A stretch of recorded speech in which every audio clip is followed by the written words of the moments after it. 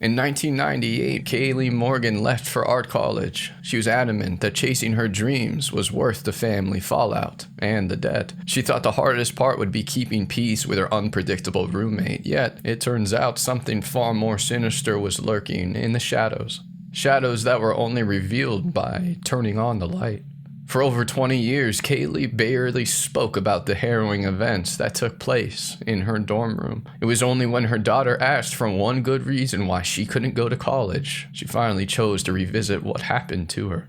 And this is Kaylee's account, retold by a voice actor to protect those involved. And this explores the dark truth of what happened to her that night that urban legend became a reality. I was the first one in my family to go to college. And I saw it as an achievement, but my parents never did. All they saw was dollar signs and a lifetime of debt. Maybe they would have taken me more seriously if I was studying to become a doctor or a lawyer, but no, I was an artist who longed to become the next Tracy Emin. I wanted my art to mean something and to tell a personal story, just like hers did. I didn't listen to them. I did it anyway, but it wasn't an easy feat. Colleges aren't easily accessible to girls like me. One's from some rundown neighborhood in a town in Michigan that no one's ever heard of. I worked my butt off to get the high enough GPA while also working on my art portfolio and juggling 3 after-school jobs to save up some funds. But my grandma, she's the only one who encouraged me to follow my dreams. And on the day I left for college, she gave me her ruby necklace as a good luck charm. It was a family heirloom, and $200 that she made me promise that I would use to enjoy myself. Going to the University of Michigan made sense, as it was a good school and only a couple hours from where I lived. Yep. Commuting was a drag, but it would save me money on housing. But things between me and my parents worsened until they gave me an ultimatum. I would stop my stupid art fantasies and I get a real job, or I leave home. Well, there's no way I'm ever giving up on my dream. I left home the same day and I stayed in a cheap hotel for a few nights while I sorted out my accommodation. And the college managed to find me a room due to the last-minute dropout, and I thought that this was some sign that it was meant to be. And I honestly thought I was so darn lucky. Yeah, turns out I was the opposite of that. The first day I arrived at college with my duffel bag and a bulky art folder, I was this mixture of excitement and nerves. This whole place was buzzing with new student energy and tearful family goodbyes, and I hauled my stuff through this long stretch of corridor and reached my room. I knew I had a roommate, and I knocked on the door before I opened it out of politeness. I didn't know if that was the right thing to do or not. I never as much as had a sleepover. My mom didn't want strangers in the house. She also didn't let me stay at my friends' houses, as she had this crazy theory that if I ate other people's food and I slept under their roof, well, the parents would come asking her for a favor, and she didn't want to owe anyone anything. So I was used to my mom's eccentric ways, but as I pushed open that door, I couldn't help but get this rebellious smile. I stepped inside to find a pretty blonde girl sitting on the far bed and a plushy bunny cuddled in her arms, and on seeing me, she threw the bunny onto the bed and she tried to shrug off her sadness, and I found out her name was Lori, and she was upset because her family had just left, and she seemed really sweet, and we chatted as she watched me unpack my things. And that welcome week was so overwhelming, but in a good way. As classes hadn't officially started yet, I kept my promise to Grandma, and I used some of that money on having fun. But unlike Lori, I didn't have a computer. I just used the library once. And she was always typing away on the college forums, finding out where the best parties were at. And that first week was just a whirlwind of shiny art rooms and new faces and a Bacardi Breezer's Sugar Rush. But then the shine faded, and I just wanted to concentrate on my art course. And I found a part-time job in a coffee house, and I just didn't have the time or the energy to go out partying all the time, which had caused a divide between me and Lori. She didn't seem to care much about her course at all. And I knew that she was studying English Lit, but I never saw her reading a book or studying.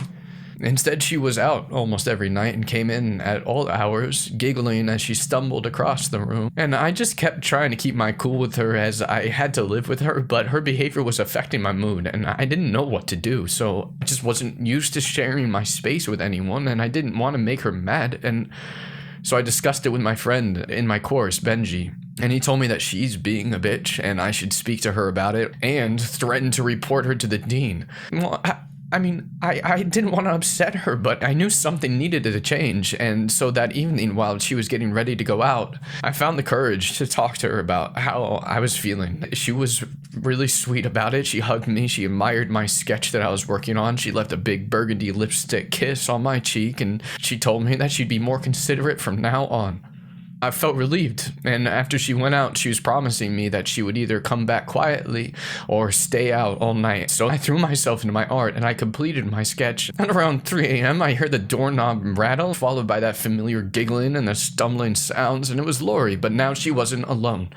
I heard those footsteps and a guy's voice, and I froze in my bed. My heart was stunning, and the pair crashed their way across the room, and then the bed creaked, loud moans, the grunts started. I buried myself beneath my bed cover, and I clasped my hands over my ears to try just to drown out all that noise, and God, it didn't work. I was stuck in the middle of this intimacy nightmare I didn't want to be a part of. And then the next morning, despite virtually no sleep, I had to be up early for class. I saw these two sleeping bodies entangled together in Lori's single bed, an arm hanging limp down the side, and I just tried to get ready as quietly as I could, and I didn't want to disturb them and have to deal with any awkwardness, and I went to grab my sketchbook off my desk, and I froze. Smudged across the entire sketch, it was the burgundy lipstick. It was ruined. In that moment, I saw rage. I grabbed my sketchbook, I stormed across that room, I threw it at their entangled bodies. Lori appeared from beneath the covers, delighted smirk on her face as she told me the lipstick marks had been an accident. I screamed at her, "Stay away from my stuff," and I left the room. I arrived at class late and so flustered that Benji led me out of the classroom for me to get some air, and I explained to him what had happened, and he laughed in utter disbelief. He told me I needed to do something about that, and I know he wanted me to report Lori, but I was just afraid that would make her worse.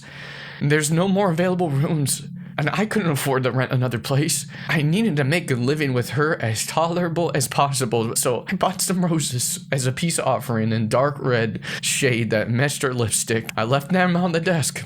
And then when she returned to the room, she looked at those flowers and she just smiled, and she told me that she forgave me for shouting at her, and I gritted my teeth.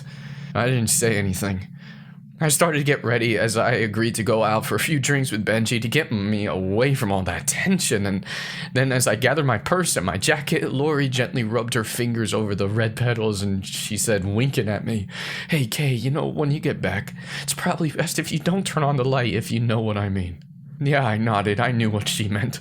Not wanting to be caught up in that noise this time, I took my Walkman out of the desk drawer, I checked my Modest Mouse CD was in it, and I placed it next to my pillow.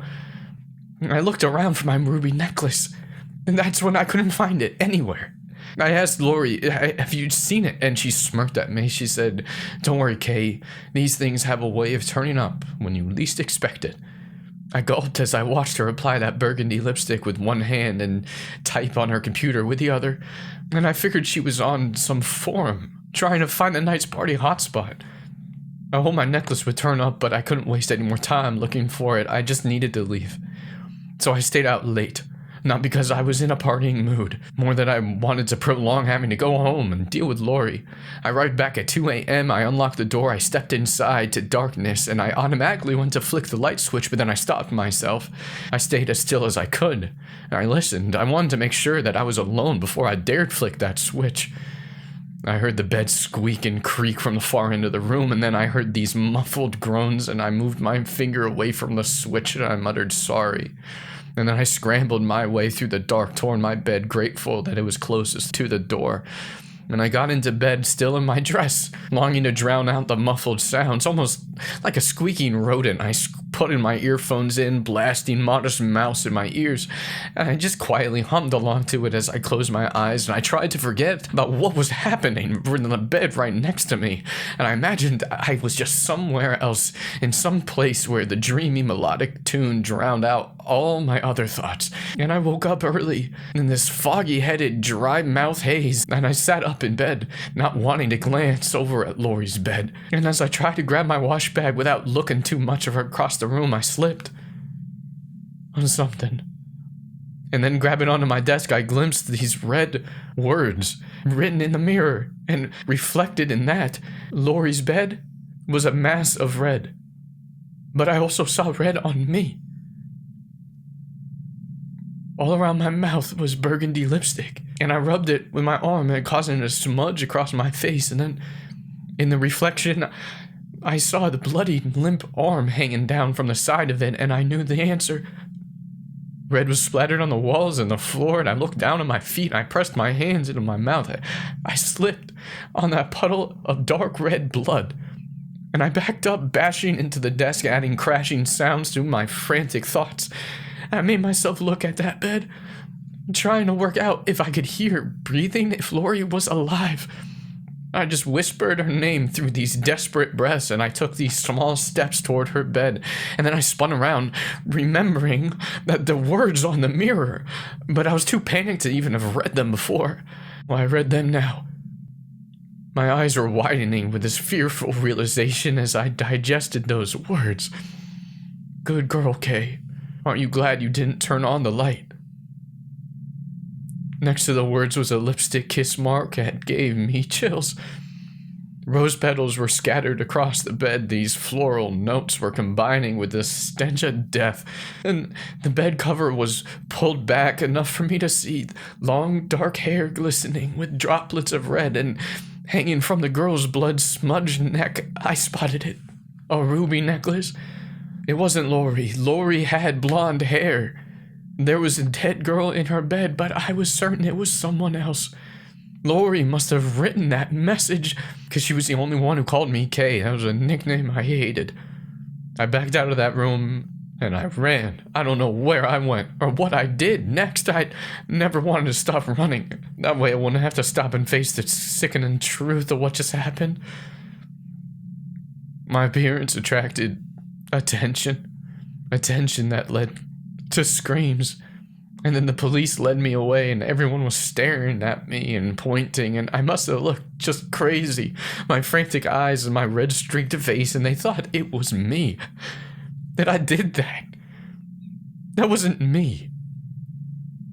That was Lori. It was Lori. I don't know how or why she lured that girl there and killed her while I lay in bed right next to them. I don't know why she did that. And I don't think I'll ever know. But as bad as it makes me sound, I'm glad I didn't turn on that light. Kaylee Morgan was questioned by police, and due to her alibi and other evidence, she was released without charge. The murdered girl, Josie Watkins, had responded to a college forum thread posted under Kaylee's name from Lori's computer. Lori Dove vanished that same night. On a background search, police discovered that her name and her address had been fabricated. None of her family were traceable. Security, who were on duty the day that new students arrived at their accommodation, remember seeing Lori arrive alone, not with family, as she previously told Kaylee. And to this day, it's unclear who Lori was or why she chose to do what she did. Kaylee has never recovered from what happened, but she used art as an outlet, and she's created several pieces of artwork centered around this ordeal. And during one of her art exhibits, she was certain that she saw Lori in the crowd. And that same night, an employee found a bunny plushie stained with something burgundy colored in the restrooms. And throughout the past 2 decades, Kaylee has reported to the police 8 separate occasions in which she was sure that she saw Lori, who Lori Dove really was, and her motives for why she did what she did remain a mystery. One marked in bloodshed and burgundy lipstick, proving that in this life, we can never truly know someone and what they're capable of. And behind every seemingly friendly smile lies a mystery. Sometimes the most chilling truth is that we can never truly know the person sleeping in bed next to us. And if this story stirred something familiar, that uneasy feeling about someone you once trusted, you're not alone in that recognition. Comment below about it. There are more accounts like Kaylee's waiting to be shared. Stories of ordinary people who discovered that the danger was closer than they ever imagined. Subscribe to join us by the hearth for all these testimonies. And until we meet again, trust your instincts and keep the light within reach. And for more scary horror stories, share, and we'll see you in the next video.